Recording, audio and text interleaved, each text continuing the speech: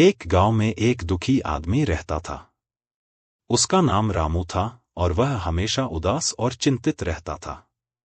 उसकी हालत का कारण था उसकी गरीबी और उसके जीवन में बार बार आने वाली कठिनाइयां। रामू का जीवन बड़ा संघर्षमय था। वह मेहनत तो बहुत करता था, लेकिन हर बार उसे निराशा ही हाथ लगती थी।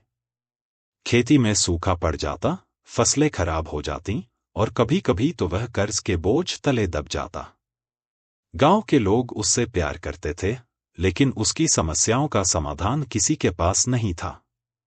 रामू की उदासी का सबसे बड़ा कारण यह था कि उसे लगता था कि उसकी किस्मत ने उसका साथ छोड़ दिया है।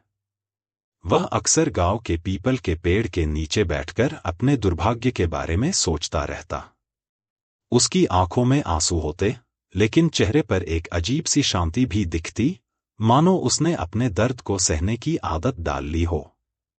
एक दिन गांव के एक बुजुर्ग ने उसे देखा और कहा, बेटा, दुख और सुख जीवन के दो पहलू हैं।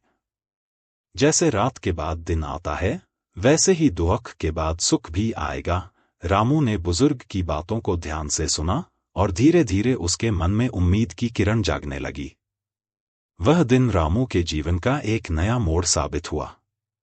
उसने तय किया कि वह अपनी परिस्थितियों से हार नहीं मानेगा और लगातार प्रयास करता रहेगा। धीरे धीरे उसकी मेहनत रंग लाने लगी और गांव के लोग उसकी प्रशंसा करने लगे। अब रामू सिर्फ गांव का एक दुखी आदमी नहीं था, बल्कि एक प्रेरणा स्रोत बन गया था।